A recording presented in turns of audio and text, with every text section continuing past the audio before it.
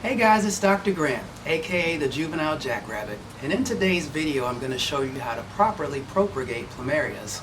I have a variety of trees and plants in my backyard, but I think plumerias are my favorite. They have unique colorful blooms and they have unique scents as well. And all things considered, they're a fairly low maintenance plant. So today we're going to talk about how to properly propagate plumerias. Let's get started.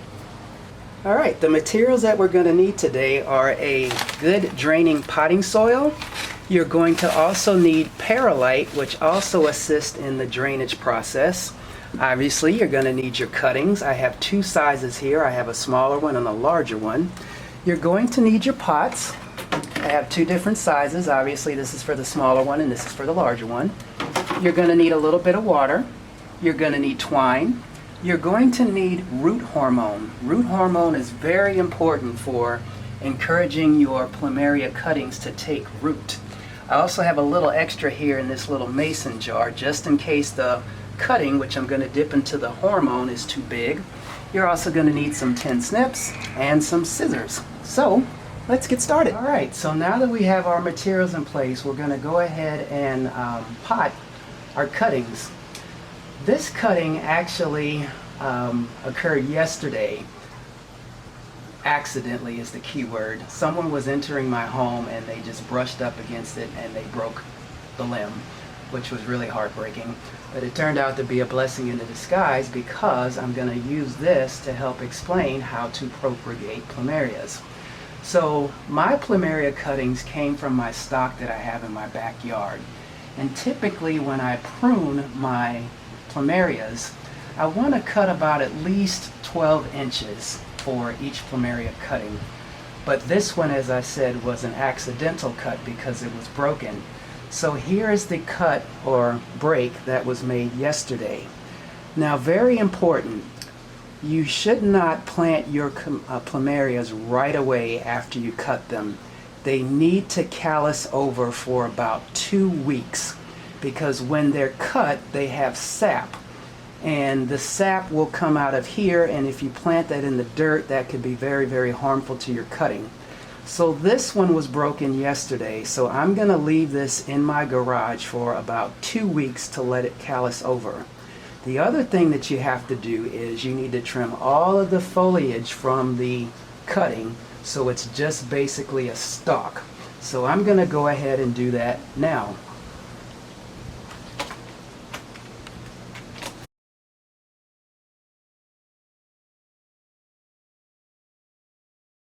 Okay, and even now you can kind of see some of the sap is still linking because this was just broken yesterday.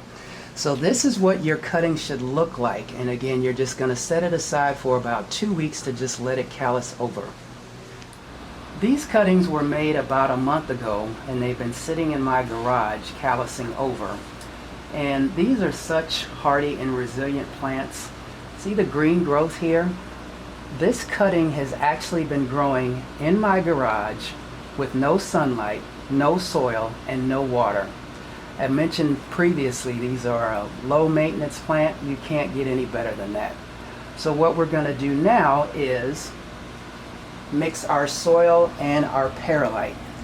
Now, it's important to get a good draining soil when you pot your plumerias because too much water could produce root rot.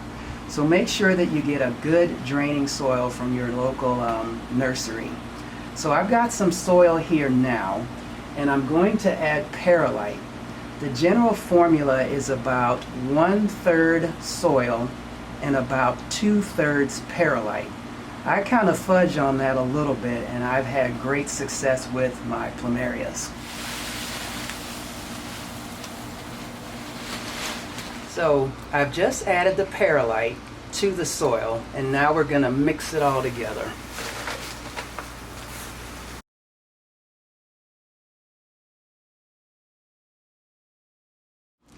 So now that we have our potting soil and our perlite mixed, we're going to go ahead and transfer the soil mixture to our pot.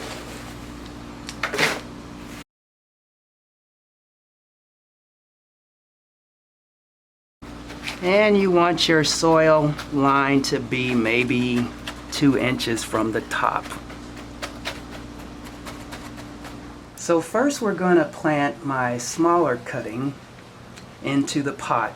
But very important, before you actually plant your cutting into the pot, you need to use root hormone, which is what I have right here, or rooting powder.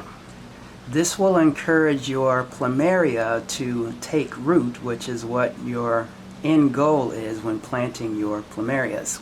So what I'm going to do now, just unscrew the top, set this down.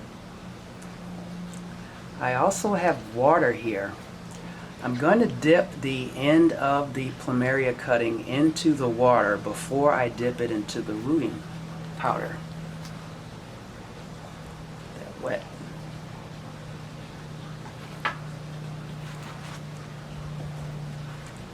So you just want to dip it in there and just kind of make sure that the bottom portion of the cutting is covered in root powder.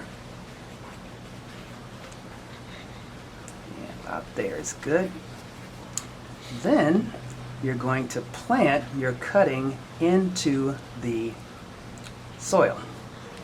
I usually do this. You don't want to go down too far because if the cutting gets wet, it could encourage root rot. So you just want the bottom portion of the cutting, maybe 3/4 of an inch, maybe an inch, to be in the soil medium. Just like that. And then you want to pat it down really good. Just a little more soil here.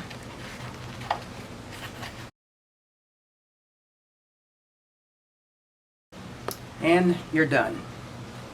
So now I'm going to plant my larger cutting, and we're going to repeat the same process with one addition. This one is much longer than 12 inches, so it's going to tip. So it's important to use a stake.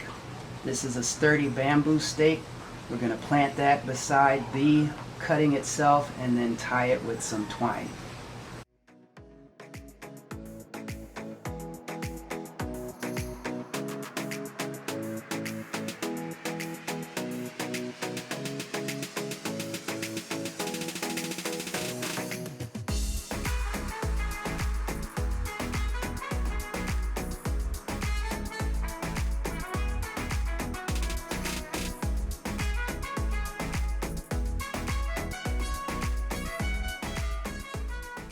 So now we have our plumerias propagated and potted. We have our smaller one, which didn't require a stake, and we have our larger one, which I did go ahead and stake just to make sure that I keep it stable. Alright, as I previously mentioned, these are cuttings that I cut about a month ago. They've been sitting in the garage for about 3 weeks, and I just planted them yesterday.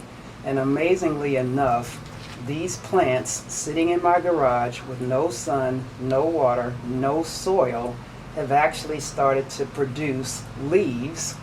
And in this case, this one back here has produced an inflow.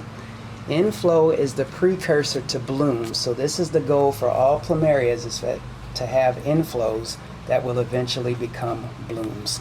So these are getting off to a very fast start. Growing without soil, water, or sun. I'm amazed. Now I'm really curious to see what they're going to do now that they've actually been planted in a medium. Also too, I watered these yesterday, and remember, don't water them for about another 2.5 weeks. You want your soil to get dry between waterings because you have to be cautious with your potted plumerias that water, too much water or excess water could actually produce root rot, which would kill the plumerias. Okay guys, that's all that I have for today. For additional information about plants and trees that are growing in my backyard, please subscribe to my YouTube channel. You can also visit me on my website at juvenilejackrabbit.com and follow me on my social media links listed below. Bye for now.